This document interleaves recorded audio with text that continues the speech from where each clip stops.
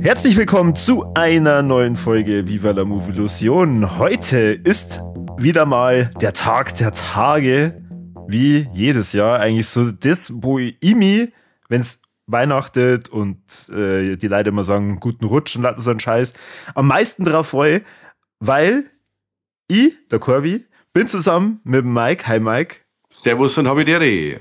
Wieder mal vor unserer Letterbox Liste, die wir heimlich jeweils und unwissend voneinander gepflegt haben. Und zwar unsere Top 10. Und Mike, ich weiß nicht, ob es dir da genauso geht, aber dieses Jahr, glaube ich, habe ich eine ziemlich gute Liste getroffen.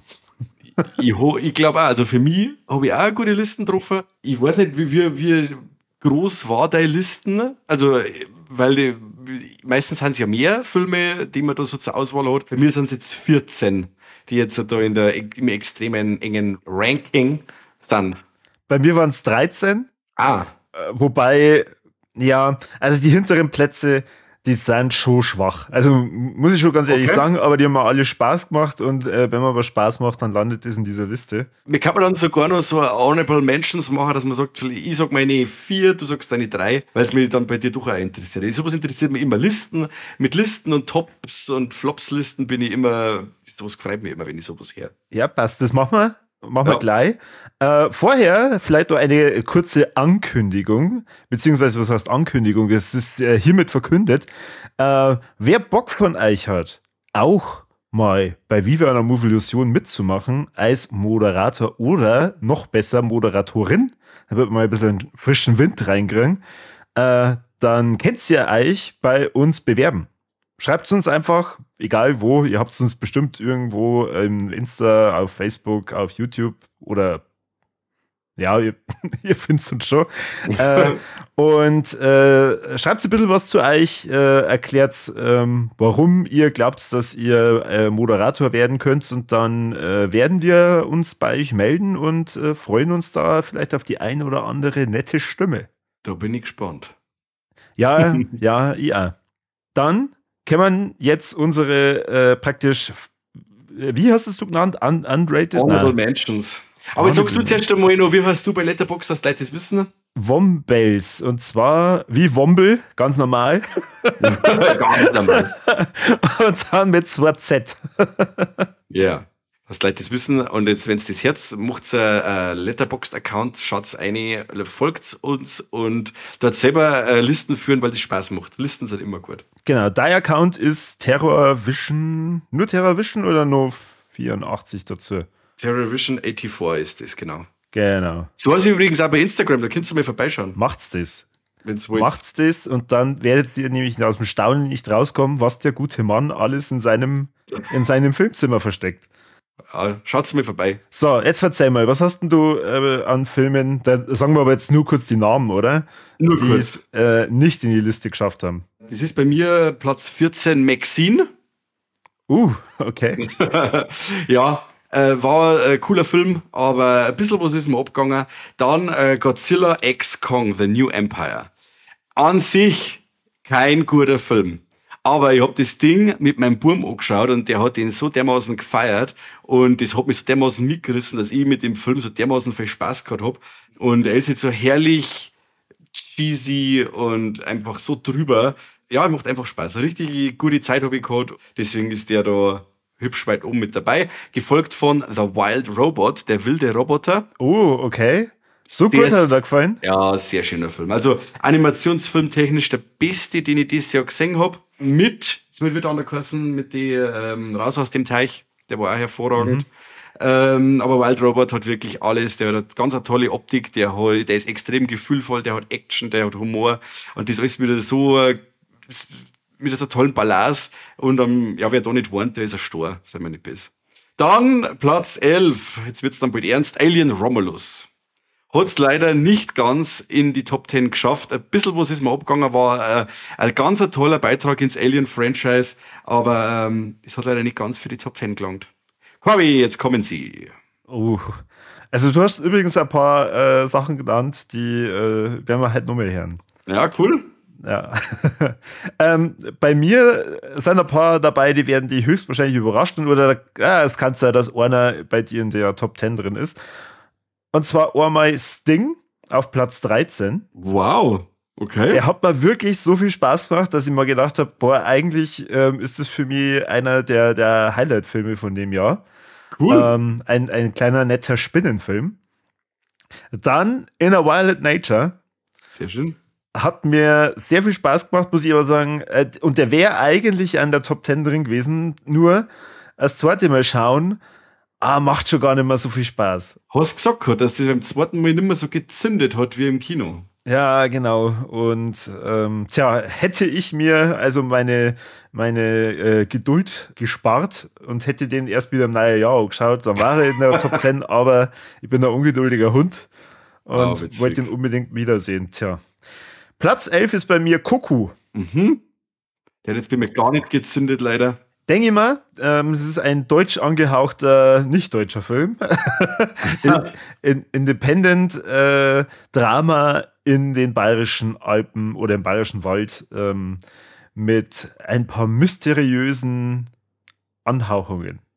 Also mir hat er gefallen. Schön. Und deswegen hat er auch ein Plätzchen da verdient. Und ja, jetzt würde ich sagen, fangen wir von hinten an und tasten uns langsam vor.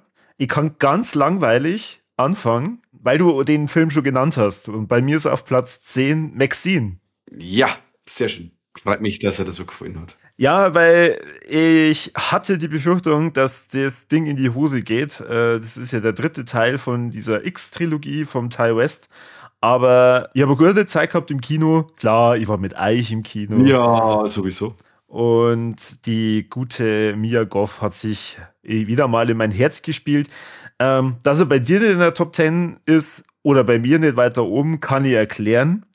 Sie zieht nicht blank. Du Schwein, du Sau. Nein, Schmarrn, das war Spaß, leid. Also, es ist kein Spaß, dass sie nicht blank ist. Nicht, dass alle meinen, jetzt müssen wir anschauen, die ist doch noch gehört. Ja, nein, das passiert nicht. Aber ja, sie hat ja tatkräftige Unterstützung gekriegt von Kevin Bacon in dem Film, genau. Der natürlich allein durch seine bloße Anwesenheit schon sehr viel Spaß macht. Und ja, daher hat es der Film bei mir auf Platz 10 geschafft. Okay, sehr schön. Also mir haben diese ganzen Giallo und 80s-Slasher-Elemente super gut gefallen, nur das war mir dann zwing im Film. Das haben es wirklich so toll montiert gehabt und die Stimmung war toll und ja, da hat alles passt. Aber es war zu wenig. Also der Trailer hat ja ein wenig mehr Slasher bzw. Giallo-Elemente suggeriert und auf das hätte ich mich eigentlich auch gefreut gehabt. Es war da so rundum passt, weil sie eine super Schauspielerin ist, wie schon gesagt, und Ding, und die Geschichte ist auch cool. Aber wenn der Fokus ein bisschen mehr in der Horror-Ecke gewesen war, dann hätte mir besser gefallen. Aber wie gesagt, das ist nirgends auf hohem Niveau, an sich ein ganz starker Film. Und wer noch mehr über Maxime hören will, der darf sich unsere Folge drüber natürlich auch anhören. Übrigens habe ich halt fast ausschließlich Filme dabei, wo wir schon Folgen drüber gemacht haben. Deswegen werde ich bei den meisten gar nicht so viel drüber reden. Okay, du möchtest schauen, dass du ins Bett kommst, vielleicht nur, oder? Vielleicht. Was ist bei dir Platz 10? Platz 10 ist bei mir The First Omen. Ich hab den schon ganz oft in den Top 10 Listen gesehen. Und hab dann. Aber die Flop 10 Listen, oder? Na? Also tatsächlich, bei den Horrorfans ist der ja dieses Jahr ziemlich gut abgeschnitten. Verstehe. Weil das ja so ein Sequel oder Prequel ist, das nachdem eigentlich kein Mensch wirklich verlangt hat und wo jeder eigentlich schon mit die Augen gerollt hat, weil sowas geht eigentlich meistens schief. Man sieht ja auch dieses Jahr schon mit Apartment 7A, das Prequel zu Rosemary's Baby, das ja auch komplett die Bauchlandung war. Das war ein totaler Krampf. Und diesen Fäller oder diese ganzen Fälle, die dieser Apartment 7A gemacht hat, die spart sie The First Omen und ist einmal so ganz fix der beste Omen-Film nach dem Original. Hätte aber auch diese ganzen Bezüge zum Omen auch gar nicht braucht. um zum Funktionieren. Das Coole ist ja, der Film steigert sich so enorm. Er fängt recht gemächlich an, aber extrem atmosphärisch mit den ganzen Klostermauern und so. Und es steigert sich immer weiter und du wirst eigentlich die ganze Zeit im Unklaren lassen, wo es eigentlich los ist. Und bis dann dieser große diese große Enthüllung dann kommt und so. Aber eigentlich meinst du, du müsstest wissen, wo es los ist. Weil jeder, der das Omen schon gesehen hat, es meint, ja, da weiß ich doch, was los ist. Ja, so einfach ist es nicht. Also sie überlegen sich schon noch was. Und der Film ist ziemlich blutig. Wie gesagt, Atmosphäre ist super. Und diese Hauptdarstellerin, diese Tiger Nell Free, meine ich heißt, jetzt muss ich direkt einmal schnell nachschauen. Die heißt Nell Tiger Free, Entschuldigung. Die ist wirklich Wahnsinn. Also die müssten wir uns wirklich aufs Tableau schreiben, weil die Frau, wenn weiter im Horrorgenre tätig sein wird, dann kann die richtig coole Sachen abliefern. Super. Also hat mir sehr gut gefallen und hat mich vorab, wo ich wirklich starke Vorurteile gehabt habe, total rausgerissen und hat mir dann doch so gut gefallen. Ja, cool. Wie schon gesagt, ich habe den ganz oft gesehen und habe mir dann auch schon gedacht, da möchte ich mal reingucken. Aber zu meiner Schande, ich habe da noch gar keinen Film gesehen. Dann kannst du gleich mit dem Prequel quasi anfangen und dann das Omen von die 70er. Ich streng mich an. Aber Disney Plus war da drin, also wer will, ach so, kann. echt? Ja. So ein Mist. Da hätte ich mir den doch vorher noch anschauen können. Verdammt. Ja. Macht es. Auch wenn jetzt dann in keiner Liste mehr sein kann, aber mit dem Film kann man sich was Gutes da. Richtig solide Horror-Unterhaltung. Das ist ein guter Aufhänger für das nächste. Da haben wir nämlich auch schon drüber geredet und du hast diesem Film dieses Jahr sogar einen Preis verliehen. Okay. Bei mir als Platz 9 Chainsaws Were Singing. Wow. Vom Sander Maran, ein estländischer Film. Und zwar ein Action-Horror-Musical-Comedy-Epos. Stark. Das hätte ich jetzt nicht gedacht, dass er das so gut gefallen hat. Doch. Und ich glaube, das ist also wieder so ein Film, den werde ich so schnell nicht wieder irgendwo sehen. Ich befürchte, das ist so ein Festival-Highlight. Aber solltet ihr irgendwie die Möglichkeit haben, da reinzugucken, macht's das. Wir haben sehr ausführlich und sehr liebevoll in unserer Fright Nights Folge drüber gesprochen. Für alle, die zu faul sind, da reinzuhören, es geht praktisch um einen Kettensägen schwingenden Mörder, der ein Liebespaar verfolgt, beziehungsweise zwei Liebende trennt, aber nicht mit der Kettensäge. Und das ist aufgebaut wie ein Musical. Erinnert so ein bisschen an Rocky Horror Picture Show. Mhm. Mit dem Humor von Braindead. Ja, genau, richtig. Und hat sich in mein Herz gespielt und daher Platz 9. Und an dieser Stelle auch noch ein Servus und Habidere an unsere Freunde vom Fright Nights Film Festival, an alle Mitwirkenden. Es war super schön bei euch, wir kommen wahrscheinlich wieder. Yes. Was ist bei dir Platz 9? Ja, Platz 9 ist bei mir ein Hardline-Film. Und zwar ist das Stop Motion geworden. Oh Gott. Ja, glaube ich. War deine Meinung, glaube ich, war verkehrt, oder? Die, was du gehört hast vor dem Film. Stop Motion. War das dieses Jahr? Echt, ich hätte schwören können, das war letztes Jahr. Nein. Hat mir sehr gut gefallen, diese ganze Stimmung, die der Film aufbaut, dieser langsam schleichende Wahnsinn, der sich da breit macht, das war Wahnsinn. Also eine Charakterstudie von einem Menschen, der komplett abdriftet und dann Halluzinationen hat und eine junge Dame möchte den Stop-Motion-Film von ihrer Mutter, die tragischerweise gestorben ist, weiterführen und fortsetzen. Und die Dame ist die ganze von ihrer Mutter stark dominiert worden und mit dieser ganzen Freiheit, die sie jetzt da genießt, dreht sie jetzt immer mehr am Rad und ihre filmische Fantasie und Realität verschwimmen immer mehr und sorgt dann für allerlei groteske Bilder. Und das hat mir super gefallen. Also auch diese Einbindung von Stop Motion in reale Filmszenen, wie früher so gute Zeiten bei Sindbad siebte Reise oder so, nur in diesem Fall halt extrem verstörend und teilweise auch recht blutig. Hat mich stark mitgenommen. Hat mir sehr gut gefallen. Immer dieses Psycho-Horror-Scheim à la Babadook und was weiß ich. Warum? Ja, Babadook magst du ja nicht, weil das Kind so schlimm ist, sagst du immer, oder? Weil es das Kind Opfer. Ich sag das immer wieder. Schau dir nochmal an. Habe ich da echt das nur auf das Kind bezogen? Ich ja, sie war auch sehr nervig. Es ist nur sie. Ja. Das ist nur sie. Na, ich kann es verstehen.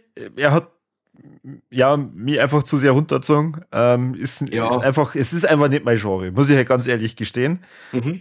Da gibt es nur wenige Ausreißer, wo ich sage, okay, das geht zwar eigentlich in die Richtung Genre, aber hat mit anderen Dingen überzeugt. Mhm. Werden wir später noch drüber reden. Okay. Platz 8, da wirst du jetzt gleich wütend werden. Okay. Weil du jetzt gleich sagst, ja Fix, wieso ist der nur auf Platz 8? Terrifier 3. Ah, okay. Ja, aber Sehr schön. Aber er ist zumindest in die Top 10 schon, ja? er ist bei mir in die Top 10. Cool. Art der Clown schlägt wieder zu. Wir haben auch hier wieder eine sehr schöne Folge drüber gemacht und er hat sehr viel Spaß gemacht. Was mich sehr freut, ist, dieser Film, der ein Budget von 2 Millionen hatte, hat 90 Millionen US-Dollar weltweit eingespielt. Mhm. Schon Wahnsinn. Und man hat ja jetzt aus den verschiedensten Medien schon gelesen, Art der Clown hat es endlich geschafft. Er kann sich in die Reihe mit Freddy Krüger und Schieß mich tot einreihen. Aber da haben wir ja schon mal drüber geredet, wieso erst jetzt? Ja, na stark. Freut mich, dass er das so gut gefallen hat. Und ich freue mich ja schon so auf die Fortsetzung, weil mich das schon interessieren, wie es weitergeht. Ich bin schon sehr oft angesprochen worden, weil wir sind ja Filmexperten, was wir denn glauben, wie es denn da weitergeht. Es hat ja schon ein paar Vermutungen gegeben in Richtung Hellraiser. Wer weiß, vielleicht kriegen wir da ein Crossover. Ja, da bleibt es aber nicht beim Budget von 2 Millionen wahrscheinlich, wenn du die Rechte nur einkaufen musst. Aber ich glaube, dass sie da schon ein bisschen, dass sie schon ein bisschen da bedient wird an dem Ganzen. Das kann ich mir schon vorstellen. Ja, weil es werden ja wirklich auch so viele lose Enden, oder der Zuschauer wird mit so vielen lose Enden am Schluss rausgeschickt aus dem Film, wo du sagst, ja, fuck, ich möchte jetzt unbedingt wissen, wie es weitergeht. Ein paar Leute sind offscreen gestorben, wo ich mir dann gedacht habe, wenn du in einem Slasher jemanden nicht sterben siehst und heißt, er ist tot, Freunde, dann ist er nicht tot. Da kann ich echt beruhigen. Und da los ich jetzt schon mehr Massen mitlaufen. Das läuft anders ab, wie ich meins. Weil das so wichtig ist in einem Slasher. Ja, unbedingt. Dann bei dir, Platz 8? Platz 8 ist bei mir Late Night with the Devil. Oh. Ja. Habe ich Gott sei Dank im Kino genießen dürfen, weil der hat da extrem gut funktioniert. Ich habe mich nicht stark informiert über den Film, der Hype ist ihm vorausgeeilt. Ich schaue ja kein Trailer und dann sitze ich in dem Ding da drin, das ja eigentlich ein Found-Footage-Film ist, der aber nicht wirkt wie ein Found-Footage-Film, weil es eine aufgezeichnete Fernsehaufnahme ist. Gut, ob jetzt das immer alles ist so real ablaufen täte in einem Filmstudio, dass diese Outtakes da mitgefilmt werden, wenn sie die Leute unterhalten und so, ist ja immer wieder hingestellt. Aber das Setting an sich ist extrem authentisch gewesen. Der David Dastmalchian spielt sich einen Wolf. Das ist für mich einer von den besten Darsteller im Bereich Horror, den wir dieses Jahr gehabt haben. Hat er super gemacht. Sehr ein sympathisches Arschloch. Der Film fängt ja auch sehr gemächlich an und steigert sich dann auch wieder so brutal, weil es der gar nicht, oder ich habe jetzt auch überhaupt nicht gewusst, auf was sich das hinausläuft. Nur dieser Titel hat schon ein paar Elemente vermuten lassen, aber ich war dann doch auch sehr überrascht, wie es dann im Endeffekt umgesetzt worden ist. Und ich war öfters so mich erinnert an bestimmte Folgen von VHS. Und ja, eine absolute Empfehlung von meiner Seite. Verstehe, empfehle ich auch jedem. Das Ende ist halt auch wieder so gewöhnungsbedürftig. Also, mich hat das nicht ganz abgeholt, muss ich ganz ehrlich sagen. Ja.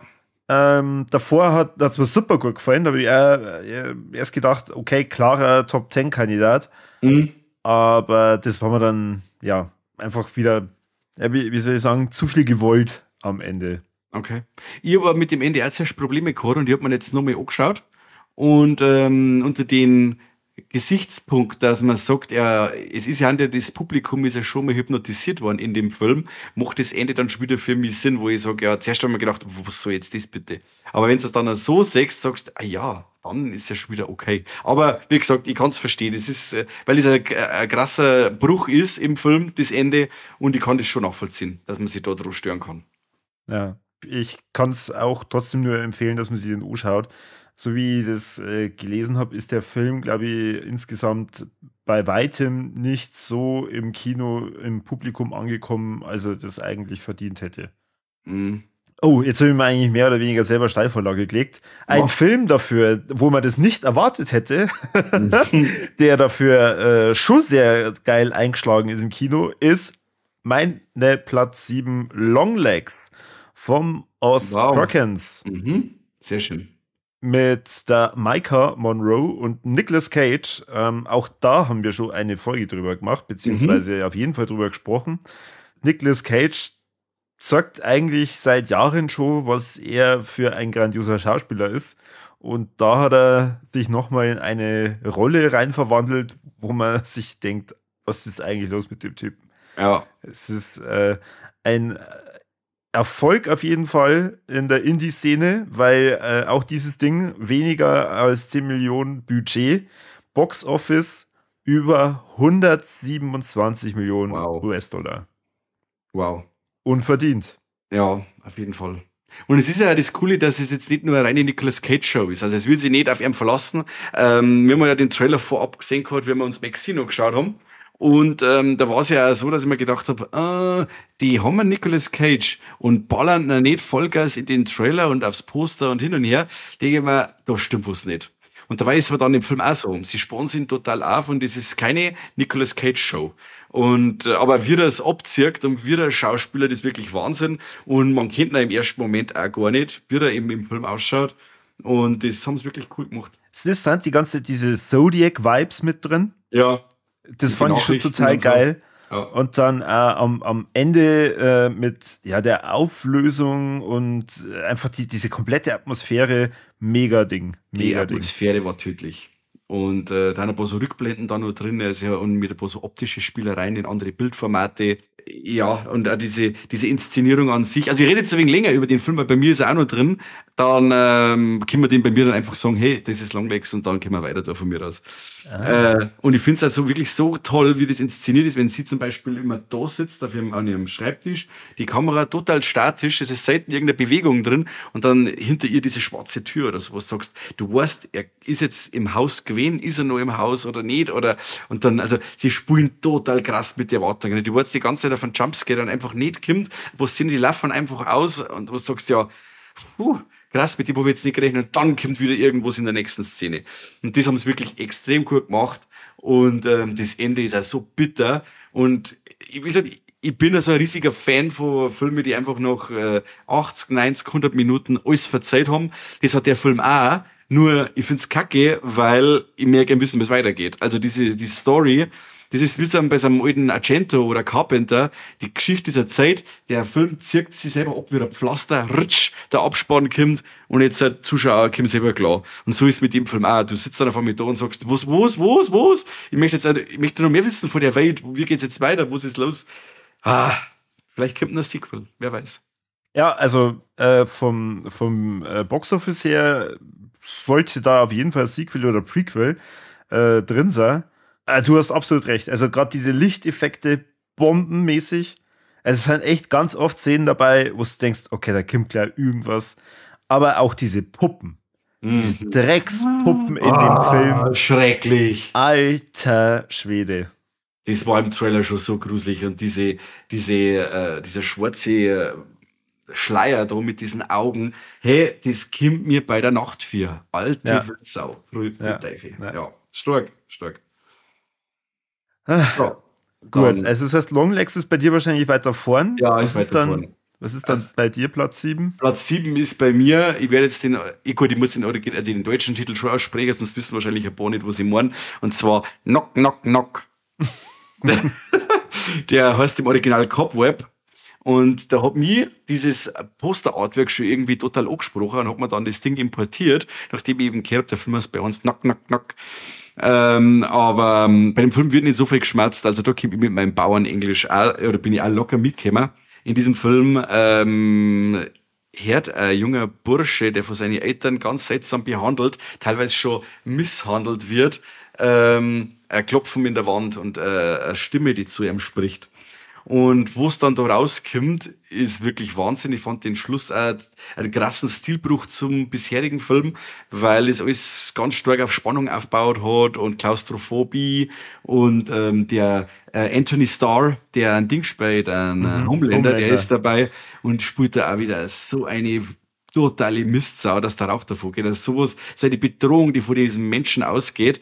Wer das in dem Film anschaut, die Szene mit dem Hammer in der Küche zum Beispiel. Da ist so viel Suspense drin. Der Zuschauer weiß bestimmte Sachen, die aber die Figur, die bemitleidenswerte Figur in dem Film, nicht weiß. Und dieser Suspense, der ist so krass eingesetzt. Ich habe jetzt schon von Leuten gehört, die den Film total kacke gefunden haben. Fand ich überhaupt nicht. Für das, dass er so eine kleine Produktion ist, die einfach zu wenig Aufmerksamkeit allgemein gekriegt hat, ist er zu qualitativ hochwertig, hat wirklich extrem gruselige und atmosphärische Szenen drin. Wie gesagt, der Schluss ein totaler Stilbruch, da haben wir dann auch ein paar Splatter-Elemente mit drin. Und und er hat einige richtig coole Twists, mag ich nicht sagen, aber ein paar so, ja, Enthüllungen, wo du dann sagst, oh wow, fuck, mit dem habe ich jetzt überhaupt nicht gerechnet. Und so hat sich dieser kleine, unspektakuläre Horrorfilm in mein Herz gespielt und ist deswegen Platz 7. Wenn du mir jetzt gefragt hast, hätte ich dann nicht mehr sagen können, ob du den als gut oder schlecht dabei gehabt hast, den Niveau Alex. Ja, war schon mit dabei, genau. Aber okay, gut, dann kommt der bei mir auch wieder auf die Watchliste. Aber bitte unter Knock, Knock, Knock. Ja, da findet ihn auf jeden Fall. Auf jeden Fall. Bei mir Platz 6 ist ein Film, den habe ich mir unbedingt noch anschauen müssen, bevor wir ins Fright Nights gefahren sind, damit ich nicht mehr von euch genervt und gespoilert werde in einer Tour. Und zwar, du hast ihn vorhin schon genannt, Alien Romulus. Yeah. Also mir hat das Ding von Fede Alvarez schon sehr, sehr, sehr gut gefallen. Die Kylie Spenny, ich glaube, das ist die Dame, die möglicherweise die neue Ripley wird, genau. Hat sich in mein Herz gespielt und vor allem hat sich in einem Raum bewegt mit diesen Facehuggern. Wo ich mir dachte, es ist echt selten, dass ich in einem Film oder in einer Szene so dermaßen gebannt bin, dass ich mitfieber. Ja. Aber da war es soweit. Da habe ich mir dann echt gedacht, ach du Scheiße. Das ist eine richtig fiese Szene, weil der sechste Regisseur direkt sitzen hinter der Kamera und sagen, da werden sie jetzt die Nägel abkauen, die Fucker. Die sollen jetzt da das Ding anschauen und sollen so viel Angst haben und so viel Spannung empfinden, dass einer selber der Spitz runterläuft. Das ist so forciert und ich finde es wirklich so stark, wie sie das gemacht haben. Also bin ich bei dir, das ist wirklich eine ganz gute Szene. Die Ideen, die drin sind, und klar, es ist völlig überzeichnet und unrealistisch, aber es ist doch scheißegal. Eingeordnet ist das Ding ja zwischen Alien und Aliens. Das heißt, wir haben da möglicherweise auch jemanden, der da digital wieder mit eingebunden wurde. Der Knackpunkt vom Film. Ja, da wo sie die Geister dann erscheinen. Aber ja, mir ist es lieber, dass der Fede Alvarez hier das Zepter von Ridley Scott übernimmt und hier die nächsten paar Alien-Filme rausballert. Ja. Ich habe es einmal im Kassettenschmerz schon gesagt, der Ridley Scott hat jetzt nach Gladiator 2 schon angekündigt, dass er eventuell über einen neuen Alien-Film nachdenkt. Wo ich mir denke, es ist jetzt alles gut. Man sollte auch mal sein Alter genießen können, junger Mann. Ja, das sind immer diese alten, größenwahnsinnigen alten Leute. Hört halt einfach mal auf und lasst halt einfach mal die Jungen hin. Der Alvarez hat wirklich das Beste aus dem Alien-Franchise da rausgenommen, wobei viele dann, die das ankreiden, weil sie sagen, ja, da haben ja keine neuen Ideen drin.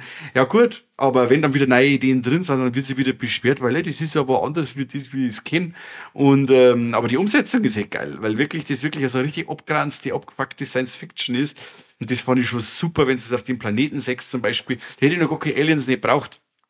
Das war super, also allein schon das und und mit dieser Herangehensweise, dass ich diese ganzen Effekte praktisch mache, gibt's ja bei mir schon wieder 1000 Coolness-Punkte. Wo es den Film jetzt auch 3 Oscar-Nominierungen eingebracht hat, gell? Okay. Ja. Da habe ich noch gar nicht mitgekriegt. Ja, ich habe jetzt vorhin noch gerade gelesen, bevor es losgegangen ist bei uns, aber ich habe jetzt nicht mehr schauen können, für wo's. Aber ich habe jetzt gelesen, 3 Oscar-Nominierungen für Alien Romulus. Ja, bestimmt für die Effekte. Ich kann mir es vorstellen. Es hat ja schon immer geheißen, seit Jahren gibt es ja schon diesen Aufschrei von der Effektindustrie, die sagt, wir müssen jetzt dann einmal diesen Make-up-Oscar eben da einführen, dass das gewürdigt wird, diese Arbeit von die Special Effects Künstler und so. Und vielleicht haben wir das ja die Gelegenheit dazu. Ja, cool. Da vielleicht nur ganz kurz die Zahlen. Budget 80 Millionen, eingespielt hat er über 350 Millionen. Also ich würde mich auch hier über eine Fortsetzung freuen. Auf jeden Fall. Und bin mir nicht sicher, ob die schon angekündigt ist. Ich glaube, da hat es bloß geheißen, sie haben eine Idee für ein Drehbuch oder so. Ja, aber wenn das Kohle eingespielt hat und das Ende von Romulus lässt ja ein bisschen Spielraum Hm, für ein paar so Gedanken übrig, also kommt sicher. gut, sehr schön. So, jetzt kommt bei dir Longlegs, oder? Na, nur nicht, die Long Range ist noch ein bisschen weiter vorn. Okay. Bei mir kommt jetzt In a Violent Nature. Ah. Ja, Jason bei der Arbeit zuschauen war von der ersten Sekunden weg, wo ich das gesehen habe. Der kommt da rein. Ich hab mich nicht informiert, wieder mal gar nichts und dann sitze ich in diesem Hardline und dann dieses kurze Vorgeplänkel mit den Jugendlichen, die dieses Amulett da stehen oder die Taschenuhr oder was auch immer das ist und dann dieser Johnny, der da aus dem Dreck sich rauswühlt und dann auf einmal das Ski anfängt, und ich hab mir gedacht, wenn das jetzt die Prämisse ist, dass die jetzt die ganze Zeit hinter dem Killer sind, in einer Third-Person Perspektive, dann wird das Wahnsinn. Und genauso war es auch für viele Leute, also die meisten, die ich jetzt bis jetzt gehört habe, auch unter die Top 10, die gesagt haben, ja, war vielleicht dabei gewesen, aber die war zu langweilig oder zu langweilig, einfach zu langweilig. Wo ich sagen muss, nein, das fand ich so krass, weil es wirklich so hypnotisch ist. Du gehst hinter dem her und ich kann mir ja da nicht satt sehen. Hm. Wenn du so einen Killer hast wie einen Jason oder so, das ist wie in einem Godzilla-Film, wo ich keinen Menschenbrei hat. Ja. Das ist wirklich da so, wie diesen Killer, den wenn du da G6 und so, voll cool. Diese Präsenz vom Ray Barrett ist einfach cool.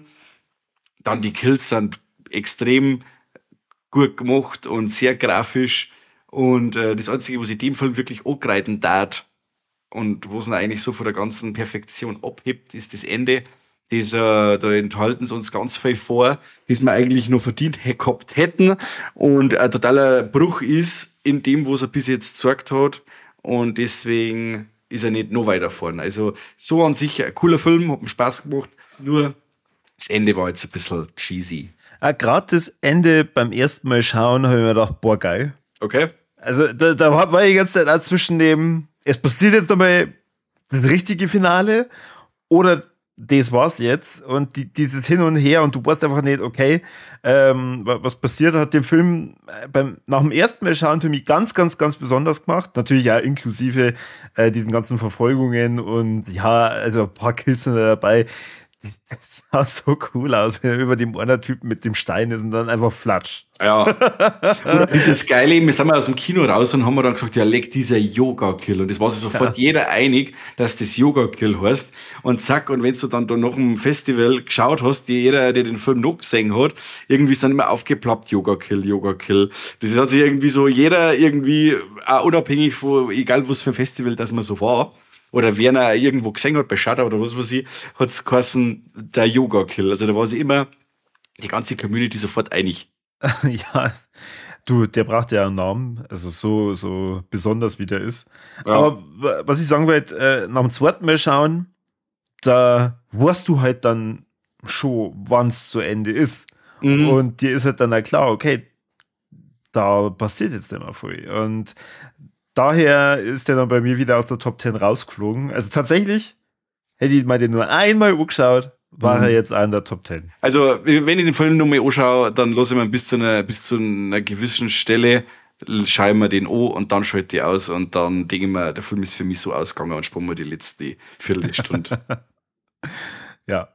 So, bei mir wird es jetzt ein bisschen Mainstream, muss ich ganz ehrlich sagen. Aber es wäre gelogen, wenn ich ihn nicht mit reinnehmen würde.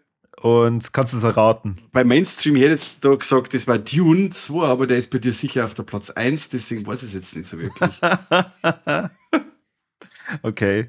Es ist ein Film von Sean Levy und heißt Deadpool and Wolverine. Ah, okay. Und der hat's allein wegen allen Charakteren, die da drin vorkommen, verdient, dass er in die Top 10 reinkommt.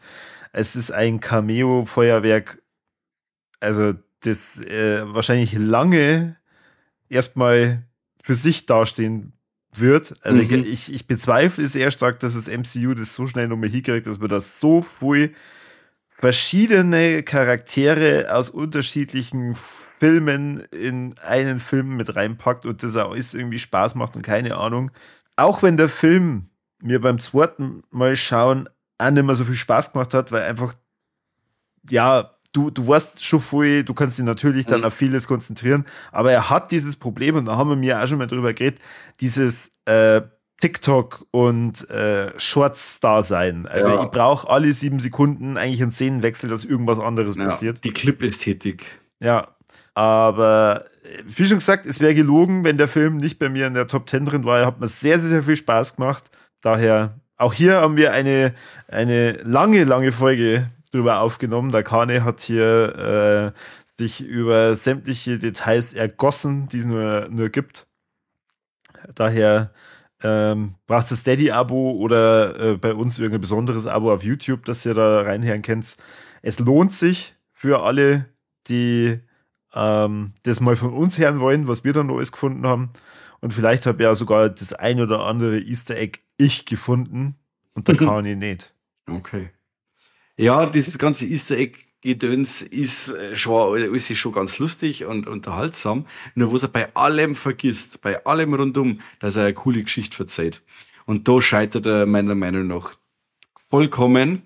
Und sie haben sich nicht mehr einen coolen Bösewicht einfallen lassen, beziehungsweise dieser Endkampf zum Beispiel, den fand ich ja mega lame. Ich habe mir gedacht, jetzt müssen wir mit aller Gewalten so einen Massenkampf machen, aber wer das dann ist und Ding, das ist so einfallslos. Und weil ich hab mir im Kopf schon so viel eigene Geschichten ausgedacht noch im Trailer. Ich habe mir gedacht, wie wäre jetzt das ablaufen? Wie läuft jetzt das ab, dass dieser Deadpool und der Wolverine mit dem Multiversum und mit dem Fox-Universum und so, wie wird da gespielt?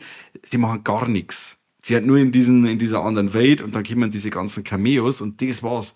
Das fand ich halt so ermüdend, weil ich mir gedacht habe, da kann man wirklich eine coole Geschichte erzählen und das feiert halt leider. An sich ist endlich einmal cool, dass man Wolverine natürlich mit seinem Originalkostüm sagt, dass er die Krallen auch richtig schön hernehmen darf. Also sie schenken sie da nichts in Sachen Gewalt wieder und fragwürdigen Humor natürlich. Und da auf dem Level macht er natürlich Spaß und ist unterhaltsam, aber er hat halt für mich ziemlich viel Potenzial verschenkt, einfach eine coole Geschichte zum Verzeihen. Und das war gar nicht einmal so schwierig gewesen. Ja, verstehe. Also kann ich dir vollumfänglich zustimmen. Okay. Aber der Erfolg gibt ihm natürlich auch recht. Ja, natürlich. Bei einem Budget von 200 Millionen, 1,3 Milliarden einspielen, ist schon nicht schlecht. Ja, und vor allem dann auch nur die Rechte an einen Madonna-Song kriegen. Auch Hut ab. Ja, mit Kohle lässt sich alles machen. Ja. Gut. Dann komme ich wieder und zwar habe ich dann dabei When Evil Lurks. Oh. Böser Film. Böse. Dem ist ja auch schon ein gewisser Ruf vorausgeeilt. Und also alles, was man bis jetzt so gehört hat vor dem Film, hat sich eigentlich bewahrheitet. Also wirklich grimmiger Bastard. Ohne Hoffnung. Also wirklich hoffnungsloses Ding. Humorlos. Aussichtslos. Tabubrechend. In einigen Szenen. Die Lore von der Geschichte wird nie wirklich erklärt. Du kriegst nur anhand von bestimmten Szenenabläufe kriegst du mit, wie läuft diese Besessenheit in dem Film ab, wie läuft das Übernatürliche ab. Es wird nie wirklich so großartig erklärt. Da sind Sachen dabei, die musst du einfach selber zusammenreimen. Und das finde ich halt auch wieder cool, wo man sagt, okay, es gibt jetzt kein 1:1 ein richtiges Regelwerk, sondern der Zuschauer ist selber ein bisschen gefordert, seine Fantasie mit herzunehmen. Wir könnten jetzt bestimmte Sachen ablaufen. Fand ich super. Auch wie man, also eine Besessenheit, wie sie die zeigt. Auch die Make-up-Effekte, auf die sie ganz stark. Die Schauspieler, wow. Also, ein ganz toller Film. Aber ich bin gespannt, wie der bei uns rauskommt, wenn er rauskommt, weil er doch sehr explizit in manche Szenen ist, wo es auch mit Kindern angeht und so. An dieser Stelle eine Triggerwarnung. Wer das mit Gewalt an Kindern nicht sehen kann, der macht vielleicht um Evil Lurks einen Bogen. Aber wer mir einen richtig grimmigen Horrorfilm sehen möchte, der so intensiv ist wie früher diese französischen New French Extremity Filme, dann sollte man sich auf alle Fälle diesen When Evil Lurks auf die Liste schreiben. Kommt jetzt, glaube ich, Anfang des Jahres von Indeed-Film raus. Absolute Empfehlung. Ich kann mir nicht vorstellen, dass die auf diese Kindergewaltszenen verzichten können, weil das ist ja eigentlich so der Hauptfaktor, warum der Film so gepusht wird in der Community, in der Horror-Community. Meinst du, dass nur das mit den Kindern ist? Also schon zum sehr, sehr großen Teil. Also Ja, diese eine Hundeszene, also wie oft ich die jetzt schon da rumgeistern gesehen habe. Ja, aber er hat mehr zu bieten als wir Hunde und Kinder. Also, wie gesagt, Rabenschwarz, das Ding. Rabenschwarz. Ja, definitiv. Und macht keinen Spaß. Also, wenn jetzt einer sagt, hey, den hau ich mal ein mit ein paar Kumpels irgendwie zum launigen, was weiß ich, Halloween-Abend oder so, dann ist die Stimmung im Ausstopp von alle heim. Man weiß ja tatsächlich nicht so recht, was man dann sagen soll, wenn man den Film gesehen hat.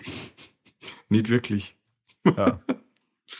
Ja, von meiner Seite her Top-Empfehlung. Ein Film, den ich dir nicht empfehlen kann, weil du den hast, du hast aber vorhin fälschlicherweise gesagt, ich habe den auf Platz 1, ist Dune Part 2. Wo ist der? Ist nicht weiter vorn, was ist denn los? Nein, es waren 3 weitere Filme dabei, die mir dieses Jahr viel mehr Spaß gemacht haben. Alter Schwede, die überrascht mich wieder mal. Ich hasse ihn nicht, ich mag ihn nur nicht. Ja, ist fraglich, ob ich jetzt da so viel dazu erzählen muss. Ich erkläre aber kurz, warum er bei mir in der Top 10 ist. Ich bin sehr, sehr, sehr froh, wie dieser Film die Geschichte weitergetragen hat und auch wie der Film endet, zu welchem Zeitpunkt er endet, weil ich mir da gar nicht sicher war, ob dieses Finale tatsächlich so noch gezeigt wird. Ich habe schon Angst gehabt, oh nein, jetzt muss ich echt auf Dune 3 warten, dass sie das dann noch sagen, und dann haben sie es Gott sei Dank sehr schön abgeschlossen. Es sind grandiose Schauspieler dabei, also nicht nur der Timothée Chalamet und die Zendaya spielen sie da mal wieder in die Herzen aller, auch von Mike natürlich. Ja, vor allem Zendaya, weil da gehen wir ja schon 5 Mark ab, wenn ich die sehe. Und dann ein toller Austin Butler spielt nur mit, dann Florence Pugh sieht man auch nur sehr, sehr, sehr kurz. Oh, Kruzifix. Sie ist Pugh, oder? Nein, ja, wie nennt man das? Florence Pugh. Ja. Danke, Corby. Du makes my day. Da, wo ich gar nicht gewusst habe, dass der noch lebt, das ist ein Kompliment, der Christopher Walken. Ja. Und ja, Dune 3 soll ja im Dezember 2026 kommen. Da geht es dann mal weiter und dann erfahre ich auch, wie es denn da weitergeht. Ich habe mir eigentlich mal vorgenommen, dass ich mal die Bücher gebe, aber das ist schon anstrengend. Finde ich persönlich, wenn es da das in dem Stil dann so gibst. Ich finde aber die Welt in Dune einfach faszinierend und eine tolle Umsetzung, hat mir sehr viel Spaß gemacht. Da, wo die meisten gesagt haben, in Part 1 passiert doch viel zu wenig, die kriegen da in Part 2 das, was sie wollten. Ja, passt. Nein, dieser Schiff wieder da gefällt. Du, das ist praktisch My Stop Motion. Ah, okay. Schön. Nein, mich freut es immer, wenn du Freude hast, Corby. Ja, danke. So. Wir können jetzt bei mir dann skippen, weil ich habe Longlegs auf der 4. Wurde schon alles gesagt. Was hast dann du auf der 3? Ich vermute mal, den hast du auch noch dabei. The Substance. Weiter voran, Baby. Oh, weiter voran. Demi Moore und Margaret Qualley, ich weiß es nicht, ob es richtig ausgesprochen wird. Ja, geile Geschichte über dieses experimentelle Medikament, das die Elizabeth Sparkle da zu sich nimmt und eine perfekte Version von sich selbst nachher schafft. Es sind 21.000 Liter Kunstblut in diesem Film verwendet worden. Das Ende wegen am Ende quasi. Vermutlich, aber in einer möglichen Auseinandersetzung zwischen 2 Damen in dem Film. Ja, wir haben da auch schon sehr ausführlich in dem Vorlex drüber gesprochen. Da kann jetzt leider nicht geschafft, spoilerfrei das zu erklären. Also von dem her, schaut euch den Film besser vorher an. Warnung. Wenn ihr euch bis Stunde 2 denkt, ja, was ist jetzt da so schlimm, Dro? Die letzte Herbert die Stunde, die rasiert euch dann da schon nochmal die Eier und spaltet dann nochmal ganz groß die Meinungen des Publikums. Aber mir hat Spaß gemacht, ich war sehr zufrieden mit dem Ende. Und mich freut es sehr, dass das Ding dann doch ein bisschen eingeschlagen ist. Beim Budget von knapp 18 Millionen hat er 78 Millionen eingespielt. Passt. Sehr schön. Mediabook habe ich schon bestellt. Man kann den übrigens bei Hulu schauen, im Abo. Wenn man das Hulu-Abo macht, über Hulu ganz normal, hat man eine deutsche Tonspur. Wenn man über Amazon Hulu bucht, kann man den Film nur auf Englisch schauen, mit deutschen Untertiteln. Nur zur Info. Da bin ich nämlich der Hulu, Amazon auf den Leim gegangen, damit man auf Englisch anschauen müssen. Aber ich habe mir trotzdem verstanden. Ja, ist nicht so schwierig. Ist nicht so schwierig. Ja, bin ich bei dir. Das war ganz ein starker Film, aber da mag ich mich jetzt nicht zu weit stark zu äußern, weil ja vielleicht Kinder bei mir noch weiterfahren. Ja. Dann ist bei mir auf der Nummer 3 Terrifier 3. Was? Ja. Oh, das überrascht mich jetzt tatsächlich. Da hätte ich gedacht, dass der Platz 1 erobert hat. Na, weil er mir nicht so gut gefallen hat wie der Zweiter. Er ist zwar blutiger und lustiger, wo es ihm wahrscheinlich auch in Deutschland diese ungeschnittene Spiel-JK-Freigabe beschert hat. Der kommt ja bei uns quasi jetzt auch ganz normal in den Handel. Wie gesagt, mir hat dieses Setting von Halloween und so und das hat mir einfach besser gefallen und er war einfach grimmiger, der zweite, und der dritte ist halt ein wenig so mehr so der Party-Fansblätter-Film. Aber Arthur Clown, wie gesagt, coole Figur, die zu Recht jetzt in den Slasher-Olymp aufgestiegen ist. Ein wirklich extrem, extrem blutiger Film, der wirklich einer von den blutigsten Filmen ist, die wo man sich wirklich so anschauen kann, weil es wirklich sehr grafisch ist. Jeder Mord wird übelst lang gezeigt. Also es war so ein richtiger Paragraph 131 Film, so ein richtiger Verbotskandidat war das früher gewesen. Vor 10 Jahren war der auf dem Index gekommen. Aber heute sagt man das Ganze ein wenig anders. Und ich habe mit dem Film wirklich eine gute Zeit gehabt. Ein paar Sachen haben mich halt auch gestört, ein paar so Kleinigkeiten, aber wie gesagt, das ist immer noch ein reinrassiger Slasher-Film mit ganz viel Herzblut und einem Team, die da wirklich Spaß haben dabei, und der Erfolg gibt ihnen recht, und das freut mich, wenn man mit so geringen Mitteln sowas auf die Beine stellt und Leute so ausflippen. Ich vergönne den Leuten den Erfolg und ziehe da auch bei Terrifier 4 gern mit und schaue mir jeden weiteren Film vom Arthur Clown an. Und deswegen hat es bei mir die Nummer 3 gegeben. Ja, tatsächlich dieses Weihnachtssetting, gell? Man muss es mögen. Man muss es mögen. Ja, das Weihnachtssetting, also wir haben ein bisschen so eine Mischung aus Halloween und Weihnachtssetting. Am Anfang haben wir noch ein bisschen Halloween. Das ist jetzt der neue Instant-Weihnachtsblätterfilm, den man so schauen kann. Also jeder weiß, ab jetzt, wenn Dezember wieder kommt, dann schauen wieder die Leute alle Terrifier 3, weil das der neue heilige Gral unter die Christmas-Horror-Filme ist. Für mich ist jetzt das Weihnachtssetting vom 3. nicht so cool drüber gekommen wie das Halloween-Setting vom 2. Ja. Aber das ist alles wirklich auf vollem Niveau. Macht Spaß und er tut das, was er soll. Slashern und Splattern, und auf 2 Stunden Laufzeit ist er sehr kurzweilig. Ein netter kleiner Film. Ja, für fast die ganze Familie. Ja. Ja, wobei das ja immer fasziniert ist, gell? Wie viele Kinder eigentlich Art den Clown kennen. Brutal. Aber das ist irgendwie Amerika, weiß ich nicht. Das ist immer so, wenn ein Horrorfilm rauskommt und sehr viel Publikum hat, dann gibt es ja kurz darauf auch noch Spielzeug und Kostüme und was weiß ich. Ja. Ja, aber man muss aber dazu sagen, der TikTok tut halt, dass er übrig ist, weißt du schon? Da mit bestimmten Clips und so, die werden ja dann mir teilweise auch vorgeschlagen, wo ich mir denke, ja, das werden jetzt halt andere oder Jugendliche oder Kinder auch vorgeschlagen wird. Wer weiß, wie viele Kinder vor diesem TikTok da versauern und am Rumwischen sind. Da es mich nicht wundern, dass das wirklich so krass populär ist. Und also eine Kleinigkeit habe ich noch, weil es ist ja auch, wo man dann auch gemeint hat, dass der wilde Roboter, der ist ja eigentlich an die Kinokassen gar nicht so gut angekommen und hat dann einen brutalen Aufschwung gekriegt, weil sie Kids diese Karten gelöst haben für den wilden Roboter und sind aber dann in Terrifier gegangen. Also man hat dann gesehen, während Terrifier gestartet ist dann die Zuschauerzahlen vom wilden Roboter auch stark angestiegen. Also man geht davon aus, dass die Dunkelziffer sehr hoch ist von Jugendlichen, die dann durch Terrifier 3 geschaut haben. Pfui, da die da sagen. Ja, wie mir früher. wie früher. Ja, okay, du, ich nicht. So, jetzt wird's schon spannender, Ja, gell? jetzt wird's spannend. Ich befürchte fast, dass wir mit den Platz 2 den gleichen Film haben. Kann gut sein. Vor allem, nachdem du vorhin gesagt hast, das Substance kippt bei dir noch Ja. und ja, dann vermutlich. Das heißt aber dann auch, du hast diesen Film gar nicht dabei, den ich jetzt hab. Okay. Und ich weiß ja ehrlich gesagt nicht, ob du den überhaupt gesehen hast. Und zwar Civil War Na, habe ich nicht gesehen. von Alex Garland. Und es ist ja eine A24-Produktion, zwar die teuerste bisher.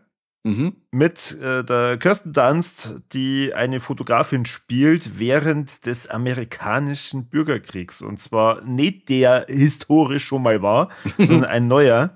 Und das ist vom Stil her so geil gemacht, dass es so eine lockere Art hat dann, oder so eine kalte, lockere Art von ihr zeigt. Sie ist ja Kriegsjournalistin und muss halt dann dadurch ins Geschehen rein mit halt dieser Ruhe, weil sie will ja Fotos einfangen. Sie ist Fotografin. Und das sieht man gleich am Anfang, da ist so eine Massenschlägerei und sie geht halt dann da durch und dann gibt es irgendwann eine Explosion und sie fotografiert halt dann die Opfer oder das Geschehen halt dann da nochmal ganz in Ruhe. Mhm. Ist sehr spannend. Die nehmen sich dann, sie und ihr Journalistenkollege zur Aufgabe, dass sie nach Washington DC fahren, um da den Präsidenten ein letztes Mal zu interviewen, weil der hat schon lange kein Interview mehr gegeben. Und sie sind ein bisschen unter Zeitdruck, weil, so wie es ausschaut, wird dieser Bürgerkrieg bald zu Ende gehen. Mhm. Geiles Ding. Es ist also ein Film, da sitzt du am Ende im Kino und bist einfach sprachlos. Okay. Du bist einfach sprachlos und zwar zum einen, weil du schon wahrscheinlich sehr getroffen bist, wie es ausgeht und zum anderen, weil du dir denkst, es ist realistisch. Also Und das ist das Traurige an der Geschichte, oder? so, Weil es so realistisch ist. ja, also es würde niemanden wundern, wenn das in den USA genau so passiert. Traurig. Ist aktuell auf Netflix.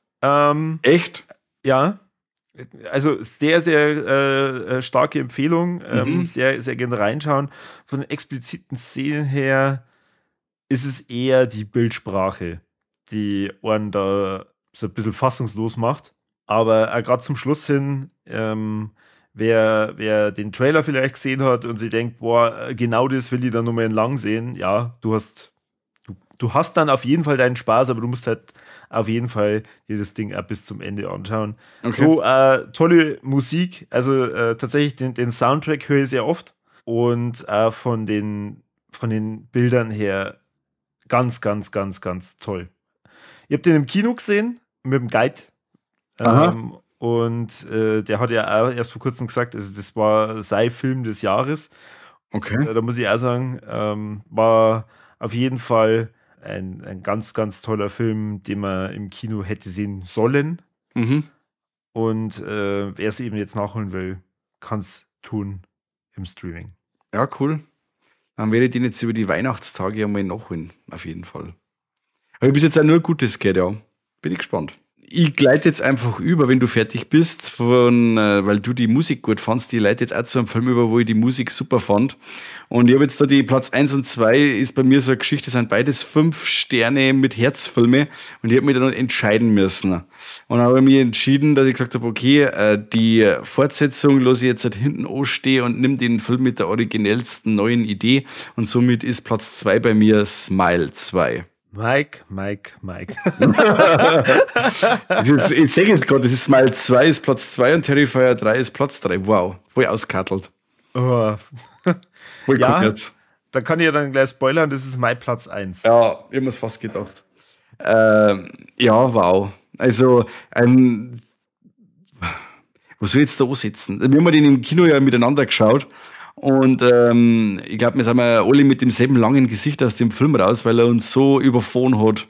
Mit allem, mit den Bildern, mit dem Sound, mit der schauspielerischen Leistung. Wow. Also so ein dermaßen intensives Erlebnis im Kino. habe ich schon lange nicht mehr gehabt. Und das aber für eine, wie gesagt, eine Fortsetzung von einem Mainstream-Horrorfilm. Da wo ich nochmal reingehe und sage, ja, Film berieselt mich und schau, dass ich eine gute Zeit habe. Die gute Zeit habe ich mit Smile 2 nicht gehabt. Also der Film verlangt da einiges ab. Die Figur von der Sky Riley ist so sympathisch und man möchte die eigentlich nur das Beste und ihr geht einfach nur dreckig. Das ist wie beim Dumbo, beim ersten Dumbo, da wo der Dumbo 60 Minuten lang nur gefoltert und misshandelt wird und die letzten 3 Minuten hat er noch ein wenig eine gute Zeit. So ist dann da auch nur ohne gute Zeit und sehr intensiv, ein krasser Film und ja, und auch kreatives Ding, macht Spaß. Ja, vor allem die Musik. Also die Musik ist auch ganz toll. Das hat ja Naomi Scott selber gesungen und auch performt. Also es ist ja nicht nur dieses, du hast es jetzt mit Foltern beschrieben, sondern es ist irgendwie alles. Es ist das, was sie da durchlebt. Es ist die Performance, wenn sie dann irgendwas tanzt, singt, wenn sie dir praktisch die Emotionen sagt und du so mitfühlst, weil du denkst, boah Mädel, fuck, du tust mir gerade so leid. Das ist für mich sehr erstaunlich, weil, das habe ich ja auch schon mal gesagt, also Smile 1 ist ein guter Film, hat mir aber halt jetzt auch nicht so toll gefallen, weil es ja wieder dieses Psycho-Ding einfach ist. Das ist auch wieder Vollgas Psycho, aber sie kämpft sie so tapfer durch diesen ganzen Film. Also sie hat Durchhänger und was weiß ich und psychische Belastung, aber sie kämpft. Und das finde ich geil. Das finde ich so unglaublich gut. Das, hat bei mir auf jeden Fall an die Spitze meiner Liste gereicht. Sehr schön. Und ich verstehe es momentan nicht wirklich, weil bestimmte Filme, da kommt der Soundtrack nicht raus. Da kann man dann wirklich nur streamen oder so. Da ist schon die ganze Zeit warten auf eine CD oder Platten oder irgendwas von dem Film, aber da kommt nichts. Also das war so ein Ding, den kann man perfekt vermarkten, eben auch mit Soundtrack, weil das halt einfach voll geil sind. Also dann wirklich geile Ohrwürmer dabei. Und ja, bitte her damit. Parker Finn, die ist ja auch schon offiziell, dass die Smile 3 machen. Wir fangen jetzt 2025 an und bitte immer her damit. Nach diesem Ende vom Zweiter haben wir ja jetzt eine ganz andere Dimension von diesem Dämon. Und da bin ich jetzt wirklich gespannt, auf was sich das hinausläuft. Und ob es wirklich dann auch da weitergeht. Es ist aber echt super, super toll. Wer die Chance hat, sich den anzuschauen, macht's das. Also, wir waren ja auch nach dem Kino total begeistert. Ja, absolut. Ganz, ganz toller Film. Ja, und du hast den anderen ganz, ganz tollen Film, den ich vorhin schon begeistert auf meiner, was war's, Platz 3 gehabt habe. Ja, also ist der Substance bei mir auf der 1. Ein Film, bei dem der Subtext Text ist und der haut da seine Message so richtig in die Fresse mit Anschlag, mit fetten Beats und nackte Leiber, schwitzende Körper, absolut eklige Szenen und und dann wirklich ganz tolle schauspielerische Leistungen, eben auch, wie du gesagt hast, von der Demi Moore und der Frau Qualley, ganz, ganz stark. Ein Rausch, ein richtiger Rausch, ein durchgestylter und übersteuerter Wahnsinn, der David Cronenberg in nix nachsteht. Diese 2 Stunden oder 2,5 Stunden Laufzeit, die haben wir überhaupt nicht kennt, meiner Meinung nach. Das ist wirklich so aus einem Guss und der Film hat so viele Sachen zum Verzeihen und zum Zorn und hat in so vielen Szenen irgendwie so ganz kleine Messages noch mit drin und persifliert bestimmte Personen, ich sag nur den Harvey, und jetzt sagt er eigentlich so auf extreme Art und Weise auf, wo es in der Welt teilweise so schief läuft und das macht er gut. Absolut. Der Substance, bumm. Dass ich den im Kino sehen durfte. Ja, da bin ich da voll neidig. Voll neidig. Völlig zu Recht. Völlig zu Recht. Muss ich ehrlich gestehen, allein die geilen Szenen von der Margaret, wie heißt es, Qualley, sage ich ja, wie sie dann ihr Pump-It macht. Ja, das ist halt das Groteske an dem Film. Weil es halt einfach, einerseits ist der Film dann so ästhetisch, ein bisschen erotisch und benutzt eigentlich das, was er anprangert, benutzt er eigentlich. Und dabei haut er das aber dann wieder um die Ohren. wo er dann sagt zu dir als Zuschauer, du machst jetzt gerade überhaupt nichts anderes. Du förderst das ja jetzt eigentlich mit dem, was du da sitzt, hechelnd vorm Film und findest diese Margot, wie heißt Quali? Margaret, oder? Margaret, genau. Die Margaret Qualley so heiß und Ding. Du machst das ja genauso wie das, was das Problem ist. Du bist Teil des Problems. Und ich finde ich cool, also ja, fies. Ja, also ich glaube, als Fazit so zum Filmjahr 2024 kann man sich nicht wirklich beschweren. Na, das war wirklich ein gutes Jahr. Wobei, ich hätte mir schon gewünscht, dass zumindest meine Best-of-Liste länger gewesen war. Aber für mich war es jetzt eigentlich echt kein Problem, dass ich hier irgendeine Reihenfolge festlege. Und gerade vorn, also es reicht nichts an Smile 2 ran. Ja. Also das hat mir im Kino so gefallen, egal mit wem ich drüber rede oder je mehr ich drüber nachdenke, dann auch noch der Soundtrack und was weiß ich. Bombastisch, ganz, ganz toll. Und ja, ich freue mich schon auf 2025 und bin gespannt, was dann da alles kommt. Ja, ich auch. Ja, aber auch deine Liste hat mich wieder mal dazu gebracht, dass meine Watchlist ein bisschen länger wird. Ja, genau so ist es da. Und wie gesagt, Leute ist da draußen, ich habt es jetzt bis jetzt gehört, geht es mit uns konform bei dem, was wir mir sagen, oder geht es ein wenig mit unserem Ranking, oder haben bestimmte Filme komplett an euch vorbeigegangen, oder sagt, hey, was redest du denn für ein Scheiß, der Smile 2 war der größte Müll des Jahres. Wir können mit allem leben. Haut es uns um die Ohren, ich bin gespannt. Gut, wenn ihr sagt, Smile 2 ist der größte Müll, kann ich nicht unbedingt so cool damit leben. Ihr hättet dann schon was. Passt's auf. Ja. Ansonsten schaut's bei uns auf Letterboxd drauf. Ich werde die ganzen Links auch nochmal in die Shownotes mit reinpacken. Aha. Und ja, wir freuen uns natürlich auch auf, genau, wie es der Mike schon sagt, eure Tipps. Was waren denn eure Rankings in diesem Jahr? Was ist bei euch auf Platz 1?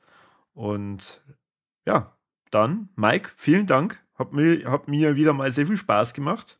Ja, ich zitiere jetzt einen Korbi und sage, es war mir ein inneres Ponyreiten. Und dann sage ich, bis zum nächsten Mal.